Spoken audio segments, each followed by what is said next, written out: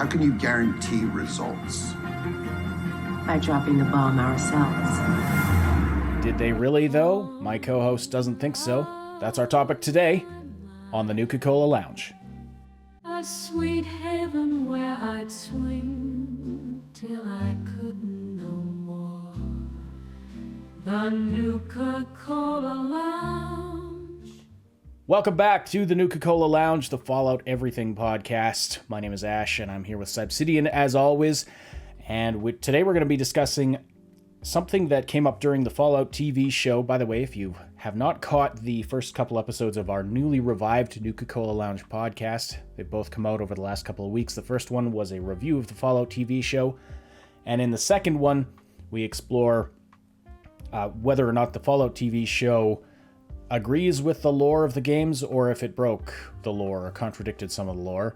You don't want to miss that one if you haven't heard it. Of course, there are major spoilers in that for the show, and there will be today as well. But assuming you're okay with that, we're going to be discussing something that came up during the Fallout TV show, and it kind of addresses a long-standing question in Fallout lore of who actually started the Great War of 2077. And it's funny, I was listening back to some of our earliest episodes of the Nuka-Cola Lounge way back when we started the channel, and at one point I asked you that question. I was like, who actually started the war? And you said, well, we don't know. We don't know. All we know is all of a sudden everybody started bombing each other. Everyone, all these countries, these nuclear-armed countries, started firing at their enemies. The war lasted about 2 hours, and then we're in the world of Fallout a couple hundred years later. So that's where we're at. The question of who started the war was a bit of a mystery, but in the Fallout show, we have this moment, and it's a fascinating moment in the show, where Vault-Tec employee Barb Howard, who is the wife of Cooper Howard, played by Walton Goggins, the character that goes on to become the Ghoul, she works for Vault-Tec. And at one point they're having, I can't remember, it's an investor meeting or something, or a meeting of like heads of different companies. Can you remember, Saib, exactly what that was? Yeah, there was a lot. There was Robco, there was the our favorite Mr. House, there was the people from Big MT. I don't know if they were, I can't remember if they were actually, if they had a representative in that meeting. But it was a bunch of like head corps and other people from the big companies, because you got to remember at this point the U.S. government had been pretty much infiltrated by what do you call them, like narco-capitalist megacorps essentially.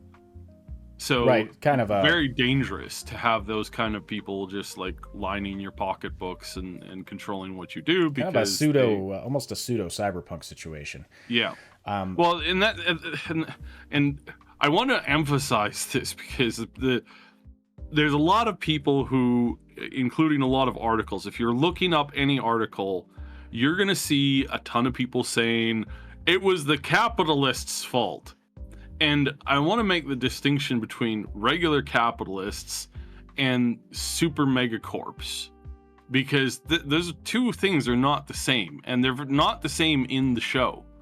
And people forget in Operation Anchorage, the DLC for Fallout 3, there was this big distinction between the small company that Vault-Tec was at the beginning, and then what it became when it got absorbed by entities of what later became, what we know later to be for sure was the Enclave.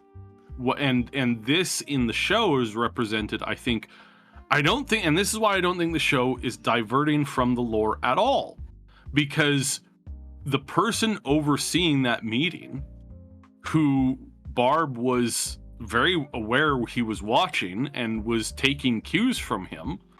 And this is why Barb's reasoning is not cut and dry. We're gonna go through what's going through Barb's head.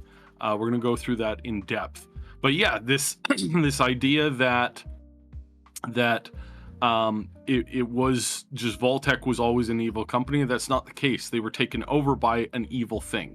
And that's what happens in capitalism. Is like capitalism has this bad habit of allowing the worst of the worst to come in and kind of take things over, because and it's so weird, we talked about this in the podcast just recently. It's like there's this moment where a company becomes its own entity, its own thing, and the CEOs, the heads, the organizers, and I've heard this, and I've heard the founders of companies talk about this. Funny enough, Red versus Blue, company that just closed down, they talked about it, how there was this moment where they were going, yes, everything, let's do what's best for the company, not what's best for, the individuals, for the the people, employees, the customers, let's do what's best for the company. Who is the company? Well, the company is this other entity that's not them, but you're the heads of the company. You literally make every decision. Yeah, but it's the company. This is why I got out of corporate exactly work, because it all becomes about the company. And you worked in a top 500 Fortune 500 company, so you get this on a personal level. I've seen this on so many levels that it's kind of insane, but it's just a reminder that you can't confuse the two, because in a narrative structure, when you confuse the two, it's like saying a little tiny kingdom on, you got this tiny little island, there's a king who's basically related to pretty much everybody on the island. It's like maybe 5,000 population. They call him the king because he makes all the decisions, and a lot of those are really hard decisions. You're comparing that to a multi-continental empire. Yeah, it's not the same, just because they have the same, the same references to that's the king and that's the king. Oh, they're completely identical. Absolutely not. Right? Yeah. There's no similarity between how those people make those decisions, because the king, who's the king of a small island, or queen or whatever, is making decisions that are affecting people that they know. Every single person that they're, in a lot of cases that they're related to, their survival depends on them making the right decisions, especially if we go back in time on this. Yeah. And comparing that to a guy who's a king of an empire who's got half the empire in Europe, Asia, and Africa, is like, that person's not connected. That person doesn't see the visceral things that happen on a day-to-day basis in his entire, empire. He doesn't know that guy that lives, exactly in a small part of his kingdom 1,000 miles away, and yet he's making decisions over that person's life. Yeah, there's a big difference. Scale makes a huge difference, and we see a lot of parallels to. It was I found this whole thing fascinating. This, in combination with the conversation between Cooper Howard and his friend, who's like wanting to bring him to this group of sort of anti-Vault-Tec people, and they get smeared as communists, even though I don't believe that's what they actually are. They're kind of anti-megacorp, and they see some dangers of what's going on with Vault-Tec that kind of parallel some things that we can see. It's like the classic thing of, like, if you have a big pharmaceutical company or a big medical company, well, if they cure your disease, they can no longer sell you the treatment, and so it's actually in their best interests to keep you sick. So which is another. These are real concerns. These are real things that we should be. And then you even look at just the mega corporations we have now, the Googles and the Metas, and all, these gigantic corporations that have more capital than a lot of nations on Earth. Many nations combined. It's kind of scary. And what is their fiduciary duty? That's we'll talk about that, because it's not as cut and dry as people think it is. No, but the basic premise of what happens in the show is then that they're Barb Howard is at this meeting, and I don't remember word for word what is said, but someone's like, well, okay, how do we just a rough paraphrase. I should have watched this before recording. Where, what do you propose we do then? Like, yeah, if war is staved off, suddenly we can't make money anymore because we're in the business of selling nuclear vaults. Or they have a financial interest in keeping the world on the brink of war, basically, the brink of nuclear war, because they sell vaults, they sell these things that are for people to, be prepared and be secure in the event of a nuclear war. If the war sort of, if it de-escalates and everyone backs down and turns off their nukes, well, Vault-Tec doesn't make any money anymore. Yeah. So then Barb Howard has this moment where she says, well, we can drop the bomb ourselves. And so the question is, did they actually do that? So we're gonna set up the villains, okay? We're gonna set up the people, not the villains.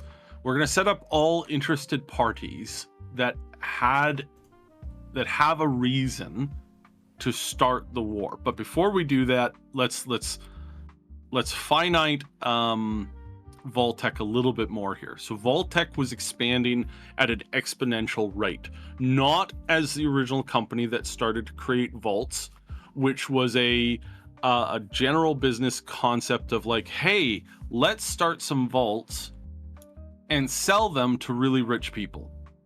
And then you start by targeting the richest people in the world, and then you just move down the list, right? So you're an American company, you're making vaults. With the latest Vault-Tec map, by the way, we have a confirmation that there is at least one vault in Canada, and possibly 2 or 3 or maybe even 4. So that's really good news. I want that game. I really do. For us. Well, unfortunately, although we can't see Western Canada, we can only see kind of like mid to Eastern Canada. And it does appear as if we've got at least two vaults there. So that's kind of cool. But at any rate, why is it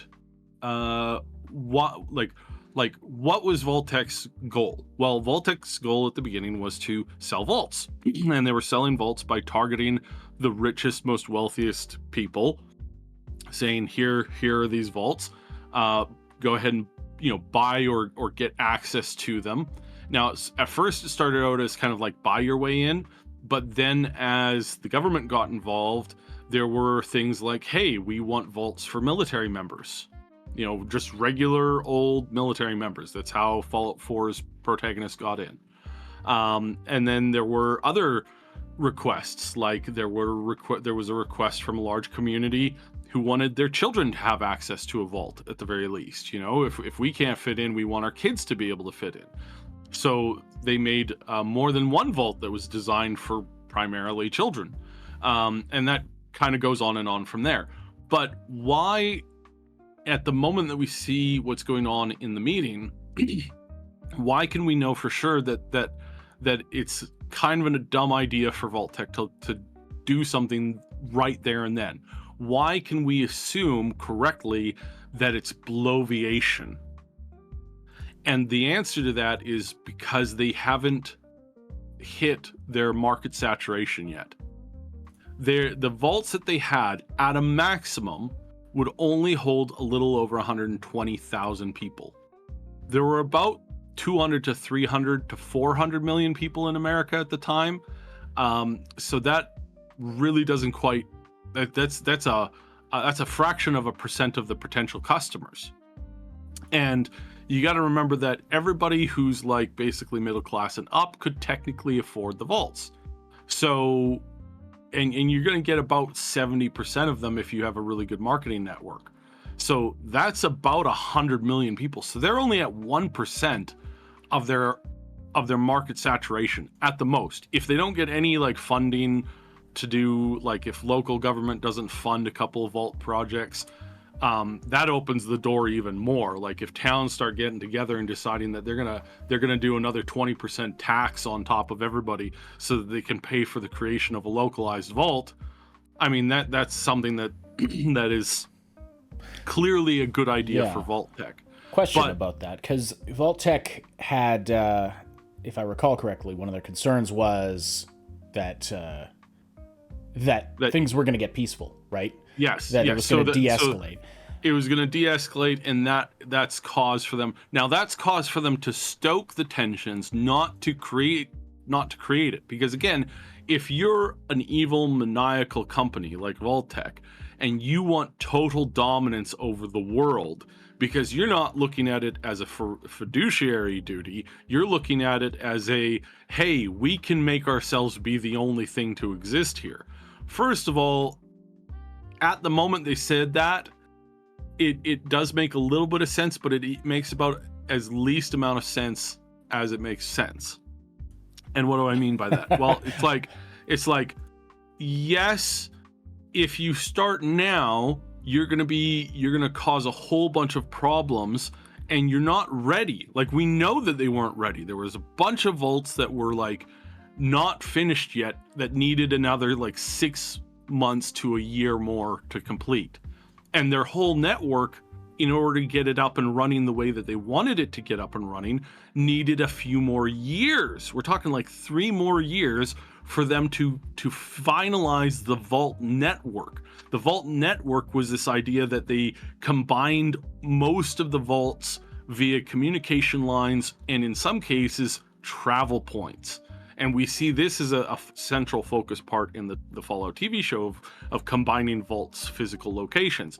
Although they were like right next to each other, it's not the first time that there's been this idea that the vaults are connected via tram systems, and that you could shuffle people between vaults, and that some of the vaults that had internal experiments that caused, complete population collapse and death, the vault is still physically good, right? Like, this isn't like the vault where the door didn't even shut or didn't seal properly. We're talking about vaults like 68, where it's one woman and 999 guys. That vault population is going to collapse in like 20 years. There'll be only a handful of survivors left from it, guaranteed 100%. There's no saving that vault. Even if you get lucky, and the only one woman can bear 10 females, you're still looking at a complete and total collapse within like 3 generations genetically. Yeah, it's just not viable. Not to mention all the dudes it's are not a viable each other. thing. Yes, so the vault, if they couldn't get the door open, that leaves a perfectly intact vault that's main function is survivability, and that's something that you can get at. If you can get a tram system, a secret tram system, to access it, then that means that you have control over that vault, and you can continually reboot experiments in that vault of all kinds of all sorts of different kinds and stuff like that. So that's the prevailing idea of like, what could they do? What's their potential for solutions in that regard? The second issue with them starting this now is they haven't completed their takeover. This internal secretive organization hasn't completed their takeover of Vault-Tec. And we can see this clearly in the fact that there's other representatives there. You don't think that Robco and House, we already know as a general fact that both of those two entities had their own plans and their own goals and their own backup plans. Thus, they had their own faction within the Vault-Tec board of directors. And again, that's such an important detail that people are forgetting about very quickly, and it's not good. It doesn't work. This is super, super, super important. You have to maintain control, and if you have a board who are faction based, what they're saying about how, we'll take over the world and then we'll be the only company, that right away you're going to be like, no, you're going to find yourself, even if this worked in the best way possible that they could think of, they're still going to have these different factional groups. And again, we see this in how there's an East Coast enclave and a West Coast enclave, and how there's different control apparatuses starting to appear within the organization itself. So they were clearly not ready. So Vault-Tec wasn't ready for when stuff hit the fan. They just weren't. They didn't have their infrastructure completed. They didn't have their takeover structure completed. They didn't have their overall goals completed.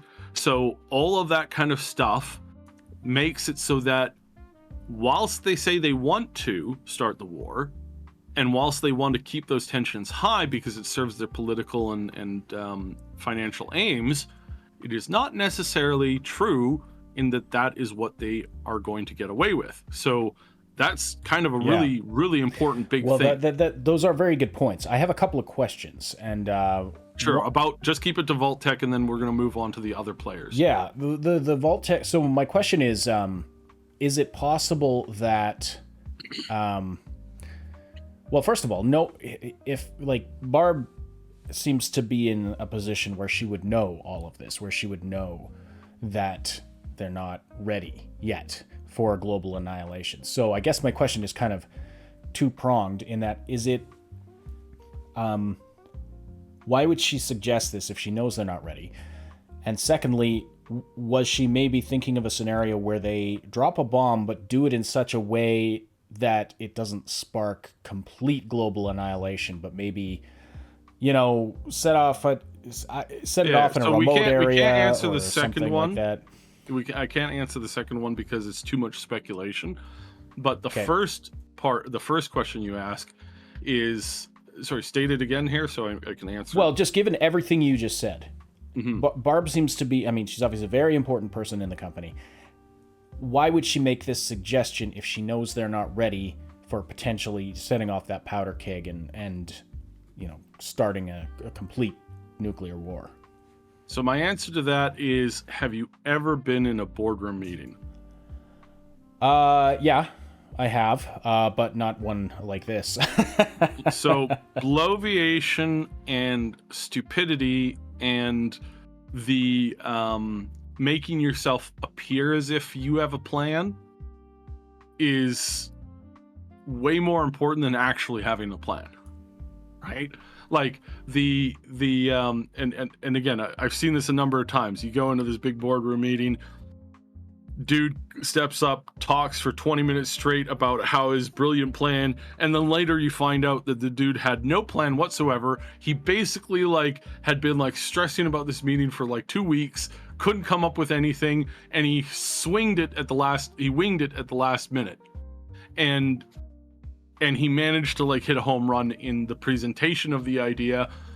And when it comes to well, how are you going to actually pull this off? He's basically yeah, that's not actually something that I need to care about right now. So it's like a room full of politicians is what you're saying. Yes, exactly. Yeah. And so that's the concept. So she's because she's getting this pushback from the other board members, she says, well, it's okay. We've thought this through. We've got this plan. And even if it's well, we're not quite ready to do that yet. Yeah. Okay. Yeah. So there's a lot of times where people will say that, people will insinuate things. They'll say, oh yes, this is I know exactly everything that's going on here. I can do everything, blah blah blah blah blah. But then actually, no, you can't. Yes, you have this idea of what you want to do, but it's not actually going to come out this way, right? Yeah. So well, there's another. So she's also wanting to. She's also trying to calm the tensions of the various board members because they were getting antsy.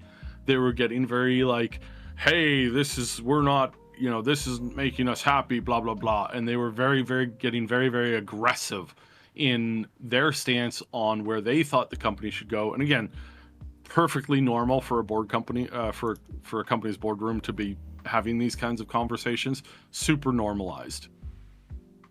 So yeah. Right. There's another aspect of Barb's motivation that leads to, do you want to talk about this now? That leads to questioning whether Vault-Tec really... No, I don't want, we're not going to talk about the did they not, yes or no, confirmation. We're not going to talk about that yet. Instead, we need to set up all the other players first. All right, go ahead. So the other players, who are the other people who had the means and a potential, so this is like every other crime drama. Who, what, where, why, and how. Who's got the motive? You need motivation, you need the means, If you think that the guy pushing the hot dog cart assassinated the president when he was, in another country, the hot dog guy, no matter what he says, no matter his opinion, he did not have the means. So we need to regular, general, good old fashioned detective work, and refer to the detective in Fallout 4, because this is quite important. So in the US, who had the means and the will and the intention to basically restart humanity, or to use nuclear fire to wipe everyone clean, or who believed honestly that they could actually do what they wanted to do to get the war going? So let's hit this up. So the US military obviously had the means. Could the US military start nuking targets without the confirmation or agreement of the president? Yes, obviously. A bunch of their nukes were, nukes these days, most of them have code access, which bars people from being able to activate the nuke without a presidential code.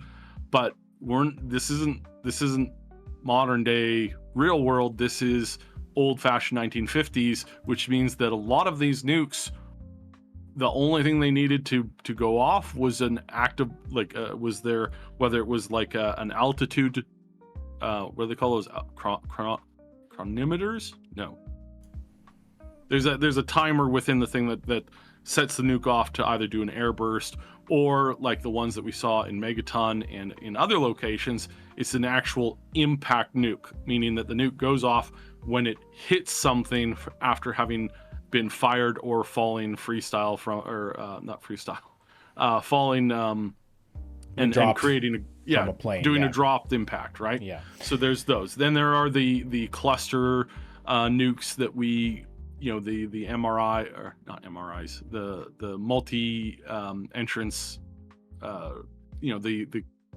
ones you fire from other continents, intercontinental. Oh my goodness! I'm still sick. I'm still recovering. Intercontinental ballistic missiles. So you got all of those that have multiple warheads on them, that kind of stuff. So what exactly, can the U.S. military fire those? Yes. Any of the Navy fleet captains would have the ability to start a war. So you're saying any high-ranking military, Navy, any high-ranking military officer who had control of a base, or who had control of a fire station, maybe not the ICBMs, but we know those fired off. So those did fire off. So okay, so we know that we've got some of those going into play here on the Great War. So yeah, but like the guys, the pilots flying these ships, and the U-boat captains, whether they're Chinese submersibles or U.S. submersibles, they all had the ability to just fire them off. They didn't require a confirmation code coming from the president. They literally just hit the button. That's pretty sketchy. I mean, no, it's not. It's. I mean, again. Well, I mean, it seems like it just seems like very poor security. Like it seems like a. Yes, but we're not. This isn't modern day where you can encrypt things, where you have their encryption technology is garbage at best, right? Like you can overcome it very easily. In Fallout 76, you can launch missiles just by gathering up a handful of codes from code officers. Granted. I realize that's how it's set up, but it's just baffling that it's like, okay, one high-ranking military guy could either panic or. I mention this because I need you to keep this in mind. So just kind of put a thumb on that. So we'll continue with this. So the U.S. government also obviously had the power to make the command to start the end of the world. So did the factions, plural, of the U.S. enclave.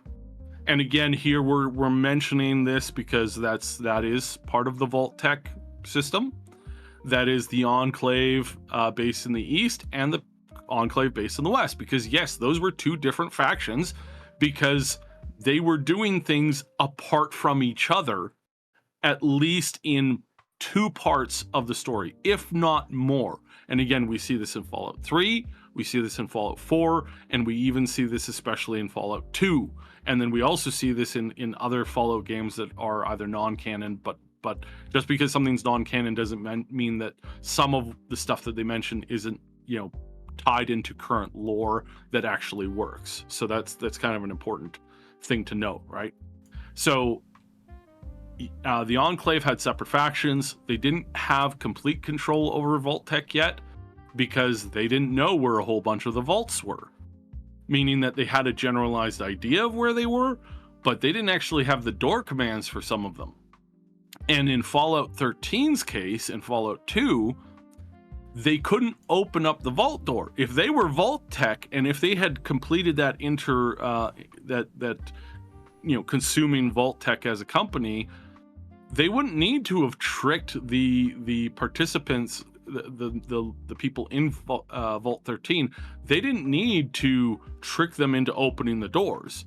They had to trick them to opening the doors. They had to send them a communication saying, "Hey, everything's clean.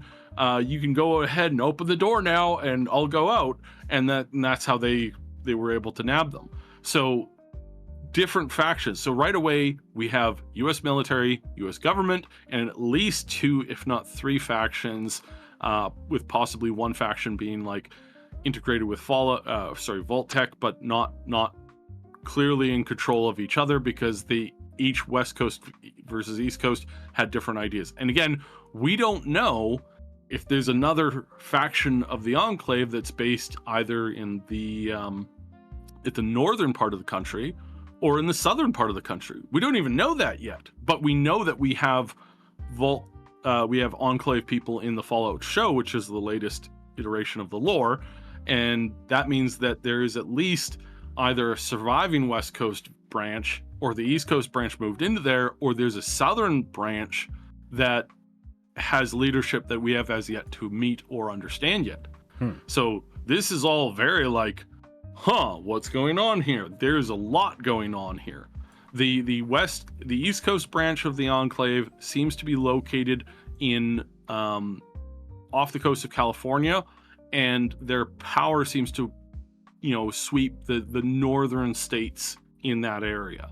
But they don't go too deep because we saw almost no mention of them in Nevada at all, but that doesn't mean that there's not some further south. So, very interesting. Very, very, very interesting. So who else? We could take all of what we've just said and we can copy all of it verbatim into the China governmental structure. So we have the China military who can make these calls. We have the official Chinese political group that's in control at the time. And we also have what we can assume almost 100% as the Chinese enclave, or the version of the enclave that the Chinese would have had, meaning that there's this sub-government that's controlling things or attempting to control things behind the scenes, and that their thinking is, we need to start the war because our preparations are ready and we don't care about the 99.99% of the rest of the country. We're going to do what services us the best. And that's their thinking. And why do we know that they have it? Because last I checked, the Chinese in Fallout were humans, and humans always have these problems. So we can be assured almost 100% that there is this deep hidden organization that's running or attempting to run the government outside of the official government control. And again, good examples of this, you go to Star Trek lore, you look at the Romulans, you look at the Cardassians, same thing. They had this sub-government that wasn't the official government running outside of governmental control, right? You had in Cardassia, you had the central authority, who turns out didn't have nearly as much authority as the Obsidian Order, which were running things behind the back of everybody, outside of the controls. And again, you look at that, Cardassia had the they had the central authority, they had the military, and they had the Obsidian Order. 3 separate wings of government that did not in any way, shape, or form value the other one in most cases, and would actively work against them in some cases because it was all about the power baby. So this is something that we can assume is a thing in China, and we can assume that there was this pressing goal.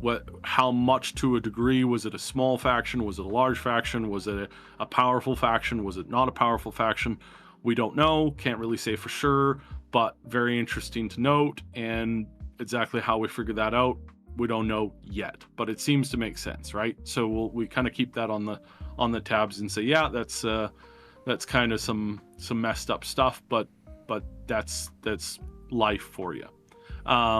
Then of course we have what we've always assumed to be the people who actually started the war, the aliens, because the aliens always did want to start the war.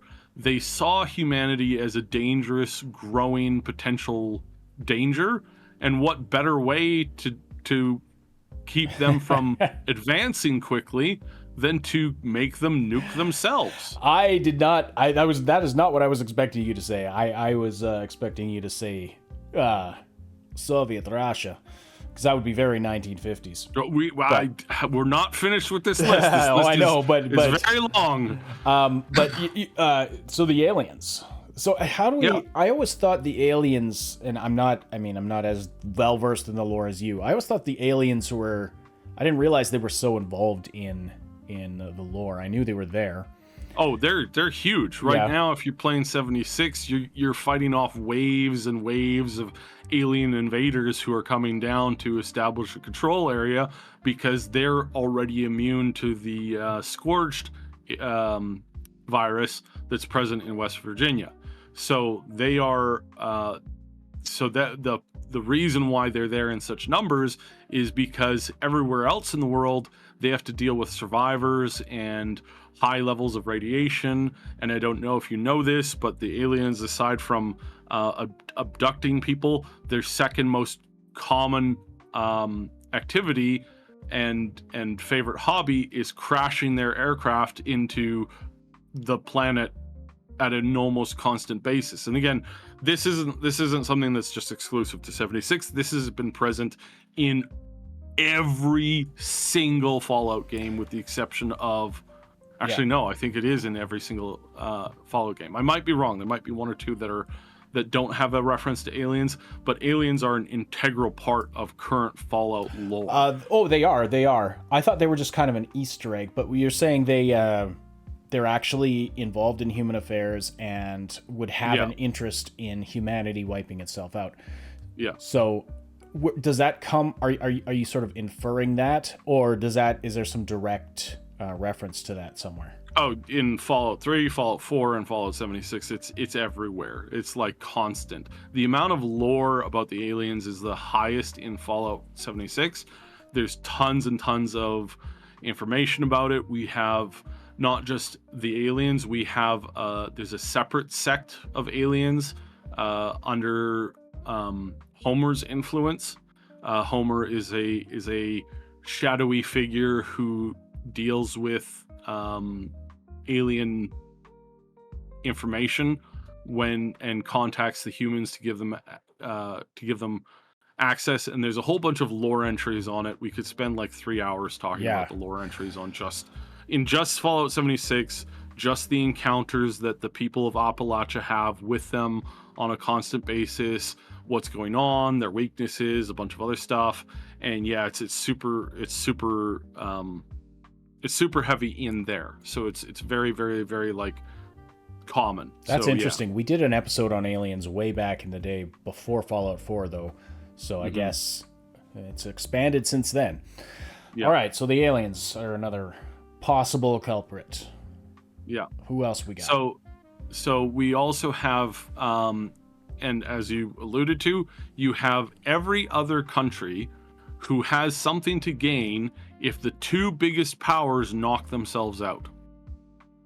So this is And literally so at this point, everybody. it is America and China that are the big powers. That are the big powers that are consuming all of the resources. Right. And so if you're, say, we'll take 3 examples. South American country, South American country, we'll take a European country, and we'll take an African country. If it's a far enough northern, or if it's far enough east, or if it's kind of out of the way of the global winds, you could argue that, say, Sweden or Finland or Norway could say, hey, these 2 countries, China and the US, are like 2 gobbling dragons consuming everything that humanity has. We just discovered oil in some place, whether that's the Black Sea, whether it's Middle East, whether it's Africa, whether it's South America, all places where there's a whole bunch of oil reserves. And if they figured out how to frack, because this is one thing that the governments and the history in the world in the Fallout universe doesn't have, is they don't know how to frack. So they can't get access to the literal oceans of oil sitting under the crust of the planet in thousands of locations. And if they had discovered, like, if in 75, one of the European countries had discovered fracking and announced it to the world, saying, we have discovered how to access literal untold amounts of oil that is present in every country, and we're going to set you guys all up with a 1% stake in your oil enterprises, that would have de-escalated and stopped the war almost immediately. And because then the war was, it was primarily, the tension was all about primarily a resources. resource war, yeah, right? Okay. And yeah, there was a whole bunch of oil access that they didn't have access to because they didn't have the technology, because the technology didn't evolve in that direction. They can't figure out how to clean the oil sands in northern North America, for example. And there's enough oil there to run the entire world for about 400 years. So it's like, right, there is a lot of different. Again, you pick any of them, even a small, like, remnant from Canada, perhaps, who looked at China and the States and said, you guys need to go. We're going to set off a couple of bombs, or, do a black flag and start the war. You guys will knock each other out. Mm-hmm. Your countries will be completely and totally annihilated. Our countries will suffer a lot of radiation, a bunch of other difficulties, but hey, that's better than just dying, right? Especially when you know that if, and this is another good example, if either country had the ability to get the drop on the other country and do a full-on attack, you would have seen little to no counterattacks in the other country. So if China had managed to get its stealth technology off and had managed to take out almost every city, every military installation, and every fleet, the only direct response they would have had is things that were either in space or the untraceable subs in the oceans. And their response back would have been fairly limited. Most subs didn't carry more than 24 nuclear warheads. So even 24, even if you're getting attacked with 40, that's not the end of the world. Whereas we surmise that there was like 2,000 to 3,000 nukes that went off in just America, and we know that they peppered China so badly that it was with their ICBMs that it was basically like China's basically worse off than America is in the Fallout lore. So it's like, if they had gotten their advantage of this, so that's kind of something else that seems to indicate that it might be a third party. This at this point would be the fifth party, I guess you could say, or sixth. Well, or seventh. this is so. Here's the thing. So out of everyone in the world, yeah, you have narrowed down people that have the motive and the means to, well, almost literally everybody Yeah, it's literally everybody. Plus the aliens, so even more than than everybody on Earth. So I'm not saying that every single nation in South America or they don't all Africa, have the means. Like they didn't all have the means, but at least one of them did. Or if they pooled their resources, at least they could theoretically in one or two large groups, because again, nukes and getting access to nuclear material at this time was relatively easy. To create even a dirty bomb would be like something that any small nation could easily do. Yeah, well, you had you had nuclear reactors that you can hold in your hand. Yeah, so that's powered. So it's feasible that even relatively small nations could have. Yeah, and then you've got the big nations like Russia, like France, like Spain, like England. You've got some South American countries.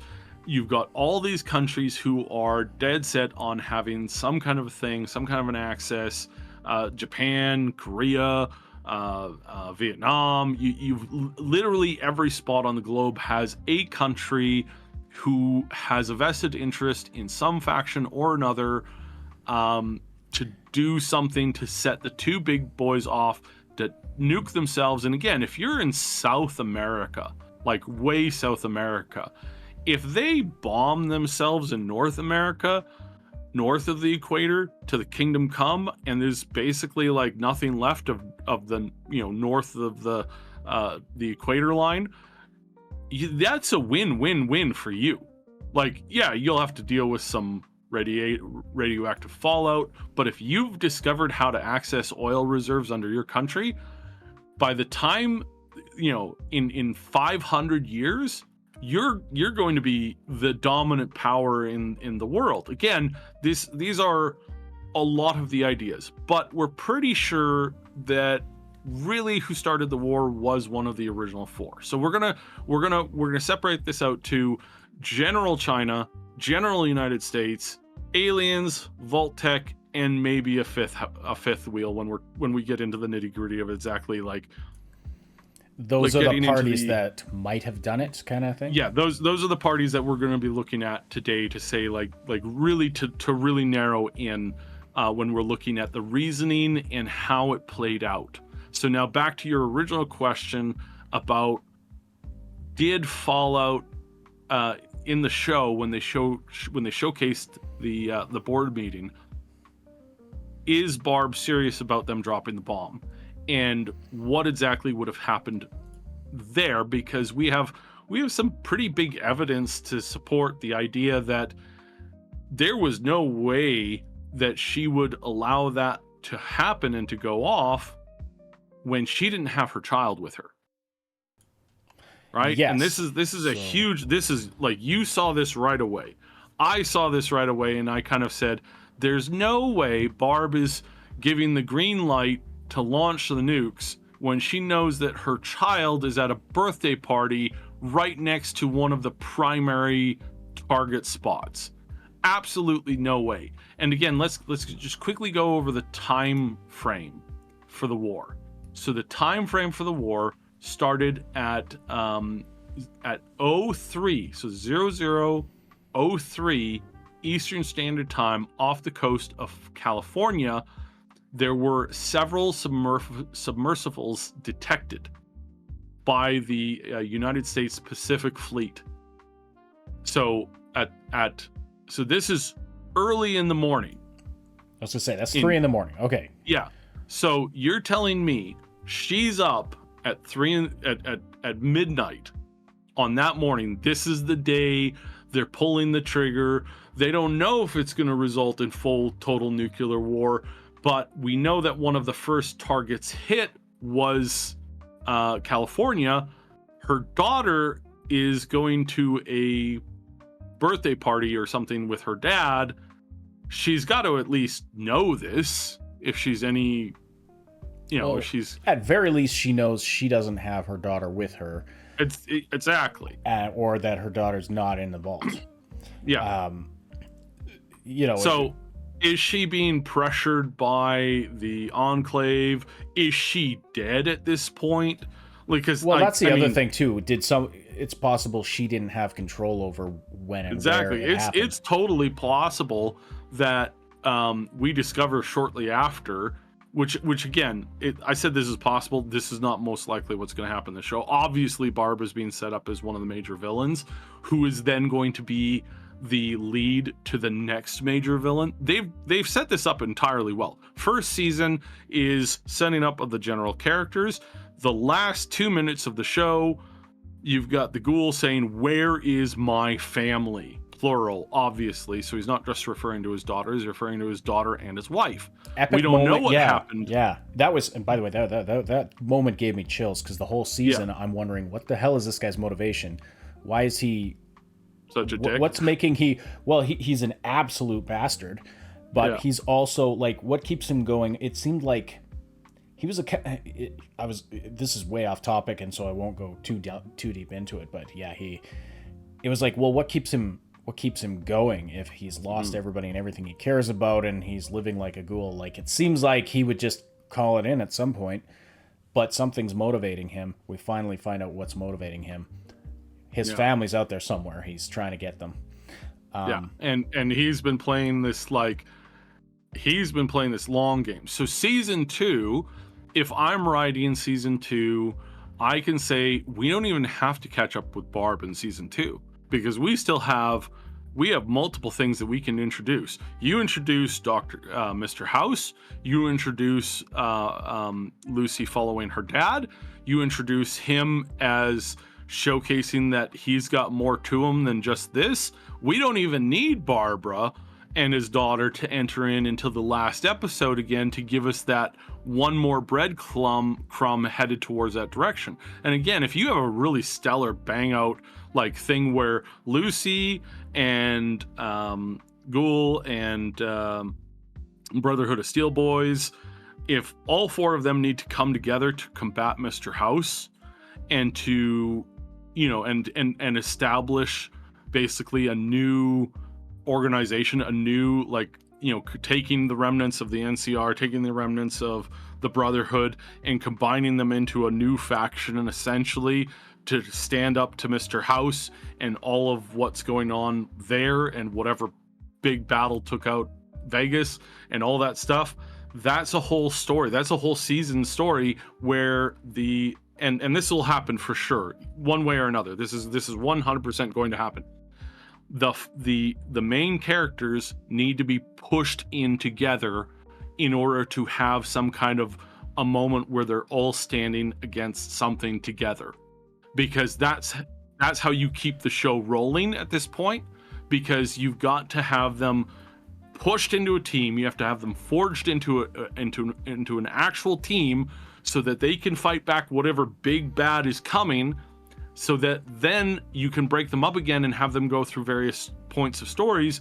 But your goal from the viewer's perspective is to see them get together at the end of it. This is common 101 storytelling. Well, and we already saw it. That's part of the lure for season 2. That we already saw that right at the end of season 1 with Lucy going with the ghoul, even though So they're not quite pushed together yet, but we need to see them actually forged into a team. So we need to see. Well, yeah, I think they're just 3 or the 4 main characters, possibly 5, possibly 6, because that's how many there are, where they're pushed in together. They're forged into a single unit that does something great, that sets something up into a positive framework, and then they need to be kind of broken up again and go on their own little ways to then follow the various story trails, which there are a number of. So that's going to happen for sure. It's just how well that's going to be handled, we don't know yet, because yeah, well, anyway, so kind of bringing it back around. So basically it's like Vault-Tec, I don't think we can say we're the ones to do this. So even if Barb, they didn't have the level of control in the level of coordination to do what we saw. So what did we see? So at 3:37 EST in the morning, a squadron of high altitude bombers were sighted in the Bering Strait, and these were believed to be Chinese. Does Vault-Tec have a squadron of Chinese bombers? to play into this? I kind of don't think so. Could And they at this point, no bombs have gone off, right? At this point, no bombs have gone off, which means, and they have detection methods all over the world. Nobody raised an alarm about a single nuke going off in some location somewhere. Well, that's we know pretty it wasn't good. the States. That's a pretty good indication that it wasn't Vault-Tec. Then, if all this stuff is going on, because you could see it, they drop a bomb somewhere, and then all these countries rush to arms and retaliate against whoever they think did it. But somebody said, well, what if Vault-Tec set off a bomb in deep China at, say, the world's largest dam, right? And they took out it's like 25 million or something like that. 25 million people got killed because they bombed the dam in China. There's a particular dam. I don't want to say the actual name of it because that'll set off a trigger thing on YouTube. I know it's really weird, but I don't know. We're not going to talk about it. That's fine. So there's a high valued resource in China. They bomb that. That starts a conclave, or not a conclave. That starts a chain reaction that kills like 40 to 50 million people in China. That happened a few hours prior to October 23rd. And that's why the Chinese military is now activating. Is that a smart idea? Is that a good strategy for them to set off a bomb that's not able to be detected by the US military, thus tipping the war? That is probably one of the stupidest things that any kind of like shadow government agency could do, period. Because if you're setting this off and the general US military, the general US government has no clue about what's going to come at them at all, I'm sorry, that's just that's like we're not talking like dumb villain. That's like Saturday morning level stupidity from a cartoon villain going.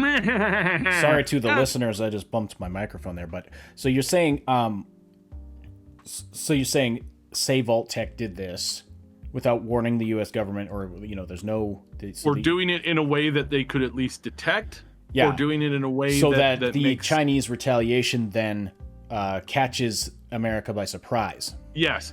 If you do that, you risk losing everything. Yeah. You risk the United States being so overwhelmed that they don't even get off a defensive attack, which means that now your Vault-Tec, a small company, realistically speaking, a very tiny company in America that's just been bombed to oblivion, and the Chinese dragon is untouched. That is the biggest levels of stupid. Well, how did the rest of it play out? You said these subs were detected, then these fighters were detected. I'll keep going through it here. Yeah. So, at least one Chinese stealth submarine moved into the East Coast. We know that one because that's in Fallout 4, and we have all of the story. If you played Fallout 4, you've played through the Yangtze quest where you talk to the captain of the submarine and you do a bunch of quests and stuff for him. So he's a Chinese stealth submarine. He moves into the actual bay of believe it's Boston's Bay, right?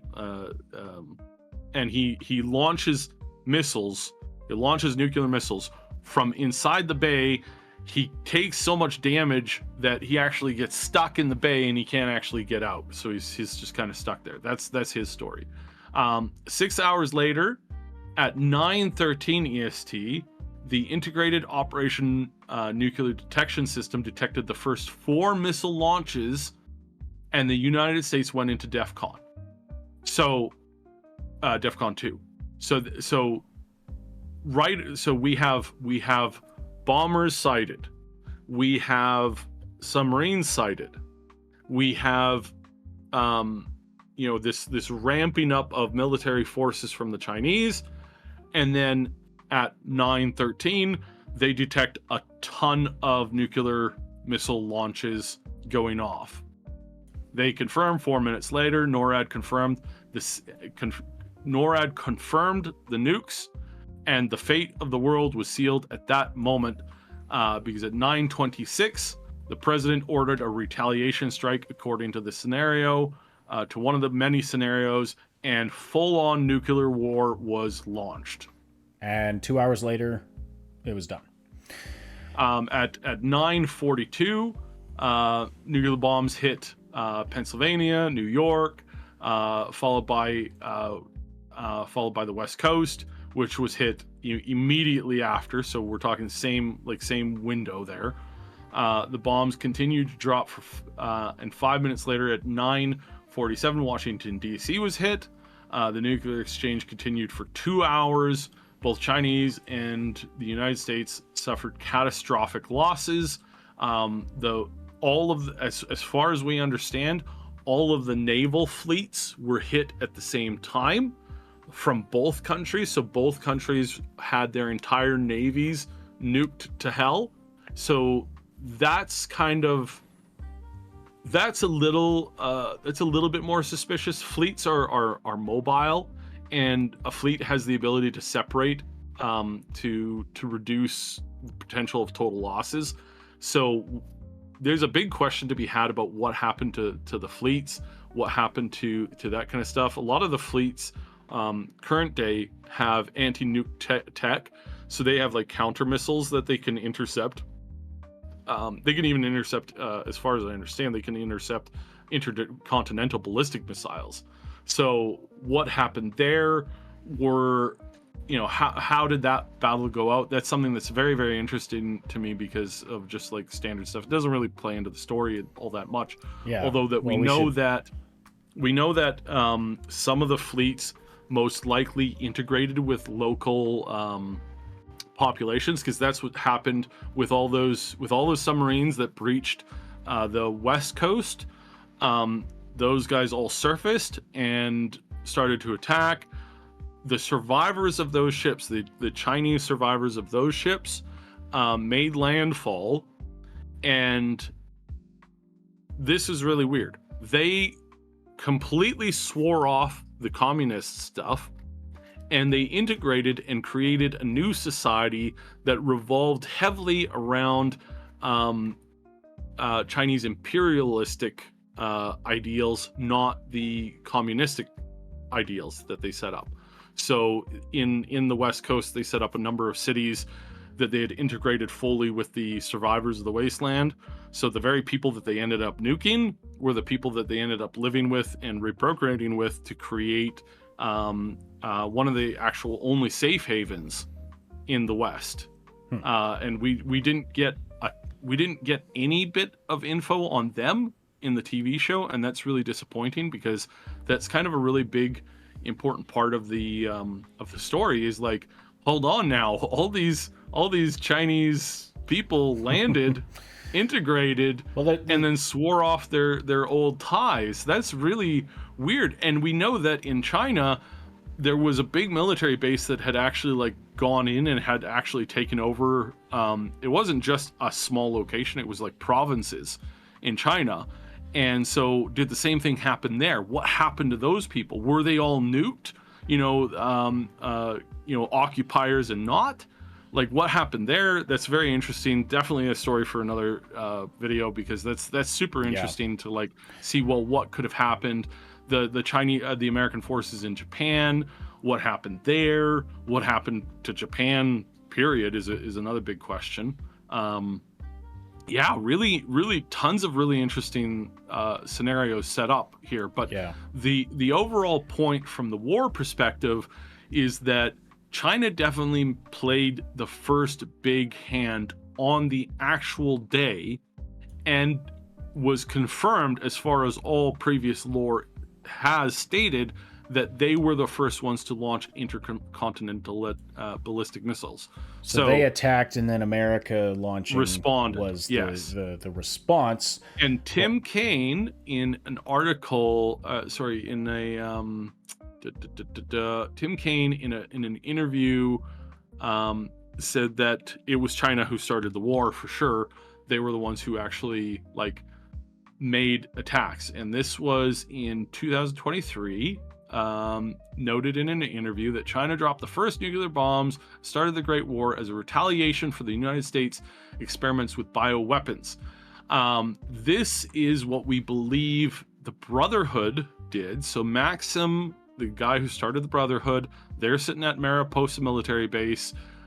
In the weeks prior to this, they discover that biological weapons were being used to create monsters, like literal monsters, and that this was something that they were going to be using these monsters to attack other countries with, including China.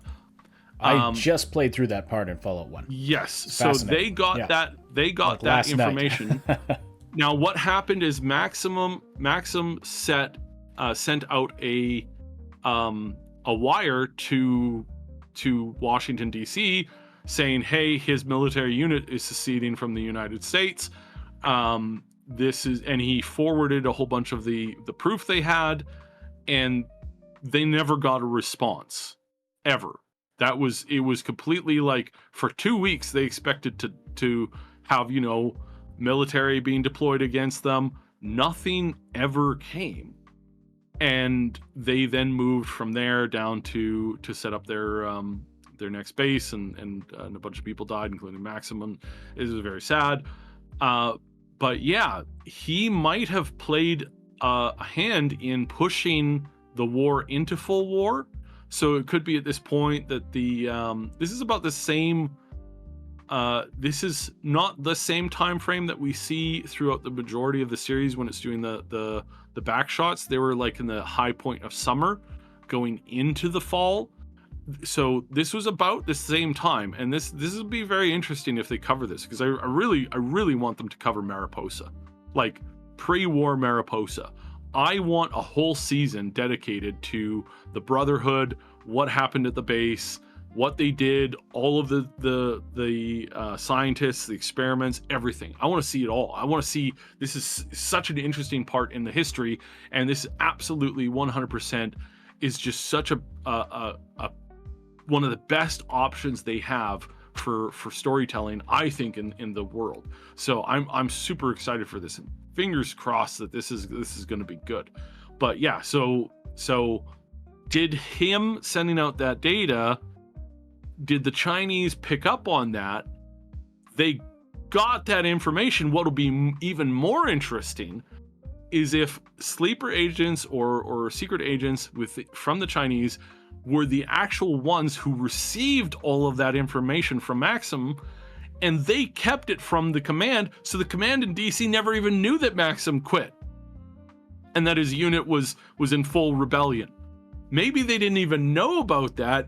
Instead, what happened is the Chinese took all this information back, sent it all back to Beijing. Beijing looked at it and said, oh my goodness, they're using these monsters. All they have to do is drop a couple drops of this in a local watering well in our part of the world, and we'll have these monsters coming out and killing us, and we'll have to focus our full attack on that. They'll win without even us firing a shot against them. And so maybe that's what happened, and they were like, oh my goodness, all right, well, we have to go to war now. So maybe that's what happened, and maybe that's why Maxim never got a response from the American government. It's very interesting. It's like, what's going on there? So that's a whole thing. Did the Brotherhood play a part in starting the end of the world? What's that? And I would now I was going to say this earlier, but I'm sick and I forgot to. So now that we've kind of covered all of the people who potentially could have started the war, we have established that everybody did want to start the war. Everybody had a stake in the end of the world coming, in the sense that they all believed that if they could do it properly, they would be ahead. None of them really, all of them knew that this was going to happen at some point, so they all wanted to make it happen. And that's what I wanted to say about the Vault-Tec show. When we see what's going on in that boardroom meeting, what we see and what we hear and what we know and what we're told is that, yes, all of these organizations, all of these groups, from the aliens to the fifth party to China, the States, everybody wanted this to go ahead. They were at the point of no return, probably a year or two prior to that. They were all at this point of well, it's going to happen. sooner or later, we're all going to make this happen. So them saying that they were going to, drop the bomb, Vault-Tec saying they're going to drop the bomb, that's really bloviating, because really everybody wanted this to happen anyways. Vault-Tec wanted it to happen. The various political groups wanted this to happen. The aliens wanted this to happen, and all the fifth parties in the world wanted this to happen too. And we know that we have people from England and Europe coming over to America in the show, even 100, 200 years later. Obviously, if they're sending people over, they're clearly not in that bad of a state. They clearly have the ability to fly or transport people in some way, shape, or form. And they have enough of a structural system to have some kind of a structure. How bad is it? We don't know. How many of those countries got hit by how many nukes? We don't know. We don't know if when China and America fired off, if there were a whole bunch of other countries who were like, you know what? It's time. Make sure, it's like France. Maybe France nuked Germany, because it's like, well, if everything's going to hell, we might as well nuke Germany, and hell, nuke England while we're at it. Sure, we're allies, but really, being in between these two, we know what's going to happen. So maybe this, maybe that. Same thing with every other country. Yeah. Same with basically every other country in the world. A lot of Middle Eastern countries. They would have taken the opportunity to go, well, I see all those nukes flying, so we might as well use the couple nukes that we got to take out our biggest rivals next door to us, because if we end up getting hit, we're dead, but if we can hit them, then we're not dead. That's what everybody thinks. So everybody kind of thinks that it's just China and America squaring off. No. It's take China and America are giants. They both have miniguns pointed at each other. Both of the barrels are spinning. All it takes them is to actually depress the trigger. And then you've got hundreds of other normal sized people all pointing guns at each other. It's a giant Mexican standoff. Everybody's got 8 arms with 8 guns pointed at everybody else around them. And the minute that the two big boys start firing, everybody starts firing. I used this metaphor in when we talked about this the very first time ages ago on one of our early episodes. The Get Smart scene where he's like, all it takes is one wise guy to start shooting, and then everybody starts shooting, and everybody's dead. Exactly. And by the way, if you want to know how to win a Mexican standoff, be the first one to back off and be like, I'm not interested in this. I am going home. You guys can sort this out, and then just wait at the door as everybody starts to fire. Then poke your head in and take out whoever's left. I mean, I'm just saying that if not a bad strategy, scenario, but anyway, we've been going on for over an hour now. Yeah. And so we've kind of sort of hit on I think we've kind of pretty much established that Vault-Tec could not possibly have dropped the first bomb. Now, actually, let me retract that for a second. You posed the scenario where maybe they set off a bomb in a remote part of China that America couldn't detect, and then China retaliated against America. You said that was a really dumb plan, which is possible, or which I agree it is, but is it still possible they did that? Because even though it's dumb, I mean, is there any scenario? Because and I want to factor Bud into this, because you remember Bud and Bud's buds from the show. Vault-Tec. So Bud had this plan for management of the company. He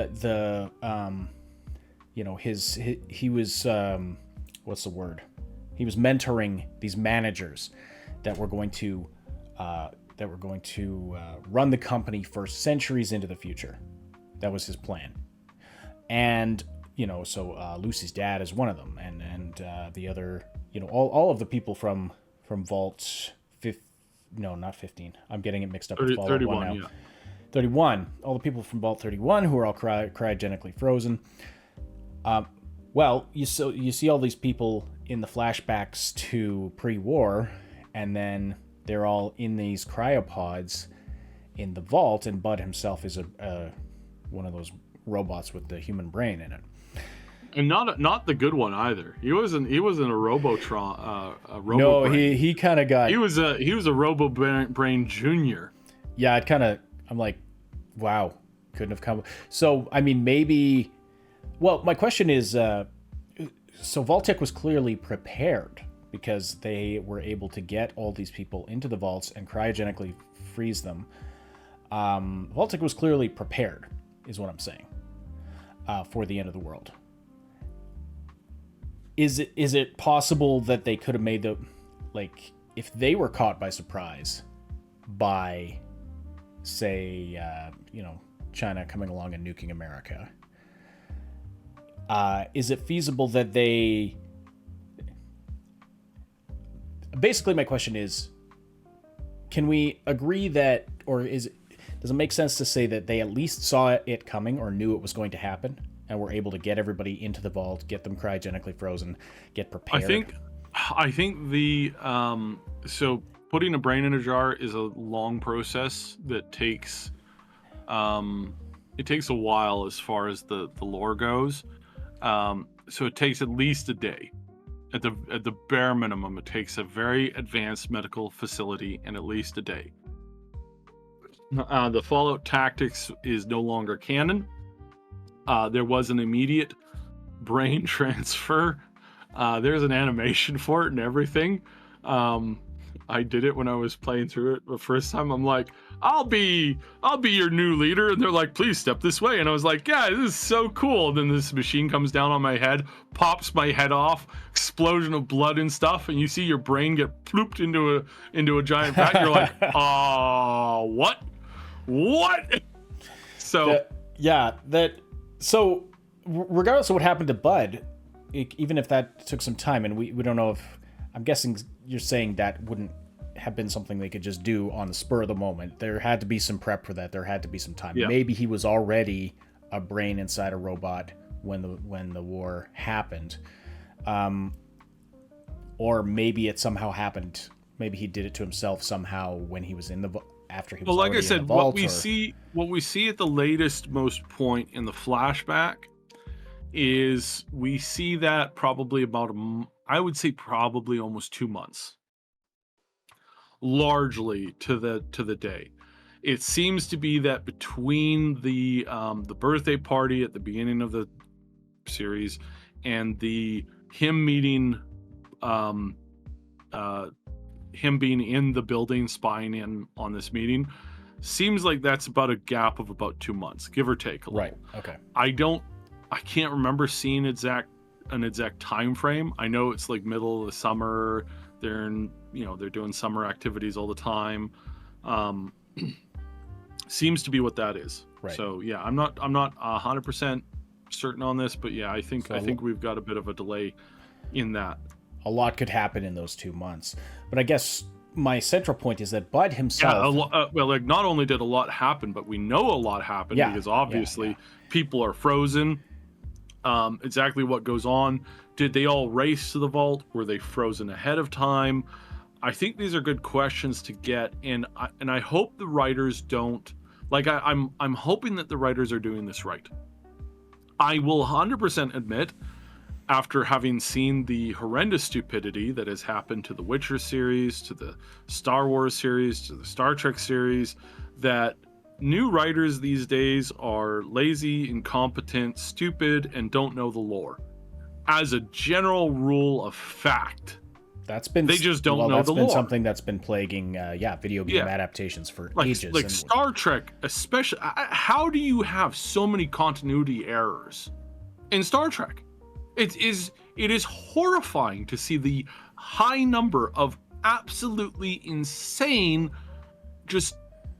especially blunders. About big stuff when everything is documented. Everything is documented online in exquisite detail now. It's like it's one thing if it's like, oh, Captain Picard, you wrote that Captain Picard liked 2 sugars in his tea when he only likes 1. Well, something small like that, okay, it's kind of forgivable, but like something big as far as the main storyline of or replicators, like replicator technology. Like, it's like that's not something that you casually breeze over. Yeah, like, but bottom line, like they do seem that the Fallout show did seem encouraging in the fact that they do seem to be respecting the lore to a large extent. We spent a good chunk of the last episode. We say for now, fully being aware of the potential for any of the writers to come in, just like again, Witcher season 1, great, perfect, really good. Going on from there, started going south really quickly. The writers putting in storylines that weren't part of the books, that openly like just crushed narratives within the book, just taking it on its head, and just like it's not even like spinning it around. It's like they took this beautiful thing and they threw it out a 45 story window. Like they just smashed every logical component of the series because they wanted some like temporary drama, and that's the writers not sticking to the actual content, actually sticking to the stuff. So can we see in the future them screw up the storyline of like who started the war and for what reasons and what motivations and stuff like that? Oh yeah, probably. Would it be convenient for them to write that, oh, the real reason why the war started was capitalism bad, socialism good, communism good, as long as you bury the fact that it's responsible for more deaths than pretty much anything else in human history? Let's not talk about those issues. If they did that, would that ruin it? Yes. The show is not, Fallout is not about proving one thing's better than the other. It's about showing the worst of like the worst of the worst in everything. Mm-hmm. Fallout, the show, is showing the worst of communism. It's showing the worst of socialism. It's showing the worst of capitalism. It's showing the worst of this idea of control and experimentation for the sake of science and nothing else. It's showing the worst of the worst in regards to how humans treat each other, how society falls apart, how the Fiends is one of the most horrendous stories of like people who experience loss, experience terrible things. They get high, then they get hooked on it, then they just do those same things to other people. It's like the Fiends were like 50% women. 50% women who suffered horrible things and then proceeded to replicate those things on every other woman that they could possibly get their hands on. That's horrifying on like so many levels.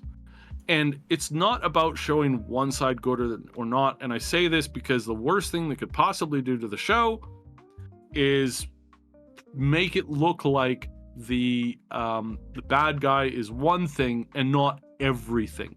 The bad guy in the Fallout universe is literally everything. Everyone is a monster. Everything is a monster. Squirrels turn into monsters. The rats turn into monsters. Yep. The rad roaches turn into monsters. And who's the most dangerous, horrifying monster of all? Just the human condition. So that's what I'm hoping that they stick with. That it turns out that it wasn't just one person who planned to drop the bomb, who was like, no, we're dropping the bomb. We're going to do it. I hope they get to that part, and you mentioned Get Smart, and I think there's a great Get Smart scene where at the end it's like, of the first episode of the first season, who's the person who's organizing chaos? The Chaos is this agency that creates chaos around the world, that does horrible things to everybody. Who's running chaos?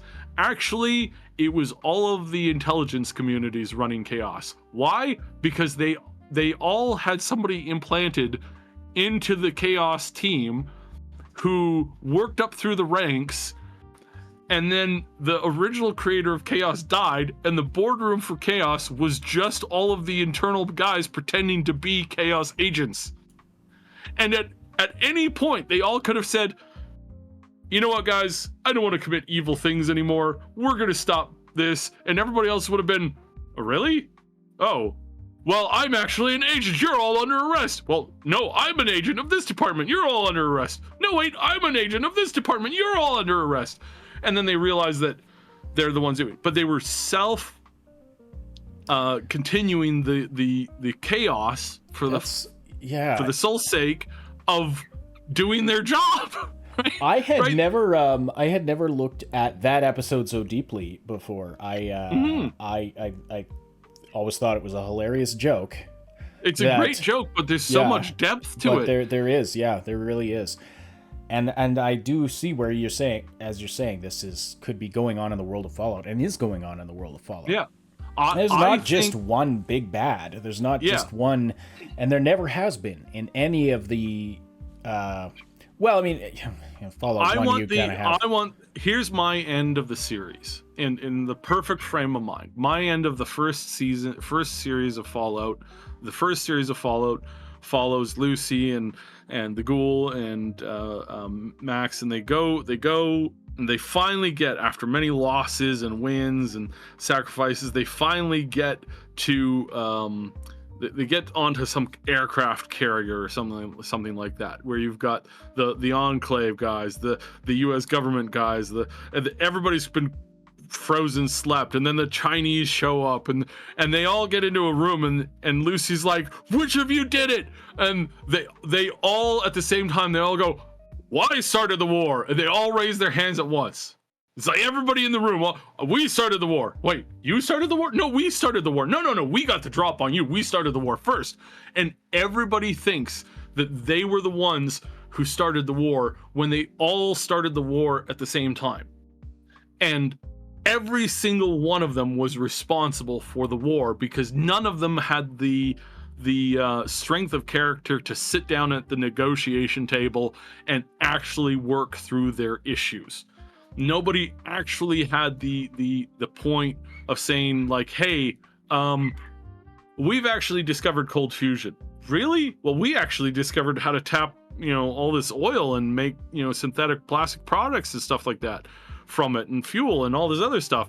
And then somebody else goes, well, actually, we also discovered how to, access 0 point energy. So we're all fighting over nothing? Yeah, we're technically all fighting over nothing. Like, I mean, with these GEC devices that, Vault-Tec created, we could turn the entire Sahara and everywhere else where there's a desert into the ultimate food places, and we now have the fuel and resources to transport this, and we didn't need to go to war at all. Oh. Right. Well, I guess, no, there is still one reason to go to war. That's to be the winner, and then they all like shoot each other or something like that. It's like, to me, in my mind, that's kind of like where the story deserves to go, because you're showing the stupidity of everybody. Now, Todd Howard said that he wanted to keep the universe of Fallout centered in North America, or centered in the United States, because it is a story about Americans like hubris, I guess is how he stated it. Something to the effect of hubris and naivete, and it's and I think those are all very important aspects of it as well. Yeah, and I think he's wrong in the sense where he's coming from. I understand that the story of Fallout is a lot different than you'll have stories in other locations. And I think we see this a little bit in the Fallout London, which isn't an official resource, but it's a very well written story. It was very, very well done. And we're going to see it here in a couple weeks, and I'm really excited to play through that. But the concept and the idea that we as human beings is like we all have this penchant for badness, but in America there's a unique scenario where there's guns everywhere. There's like, there's more guns than there is people, and if you take out 90% of the people, you're left with even more guns to more people. Yeah, I mean yes. saying there's more guns and more people than people. I mean, I'm sure that's true worldwide on a global scale, but I mean, when you're playing 76, you really do feel that. You're like, probably wouldn't happen if there weren't so many guns. And so I kind of get the sense that he's going at with that, but you can also argue it from a different perspective where guns are just an equalizer.